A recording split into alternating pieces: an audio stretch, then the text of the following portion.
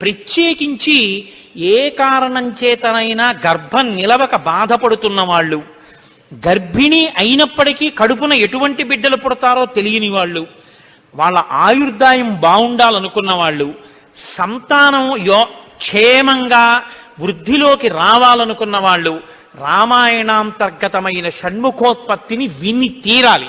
ఇది చెప్పడం కోసమే వాల్మీకి మహర్షి ఫలశ్రుతి చెప్తూ ఓ మాట చెప్పారు. ఎవరు ఈ షణ్ముఖోత్పత్తిని శ్రీరామాయణంలో వింటున్నారో వాళ్ళకి ఎటువంటి చిక్కులు ఉన్నా అన్ని చిక్కులు విడిపోయి అపారమైనటువంటి ధన సమృద్ధి కలుగుతుంది.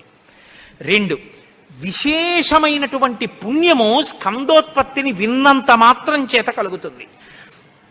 ఇక్కడే ఆయన కుమార సంభవశ్చైవ అన్న మాట వాడారు. పార్వతీ పరమేశ్వరుల యొక్క కుమారుడు కనుక ఆయనకొక్కడికే కుమారహ అన్న నామం.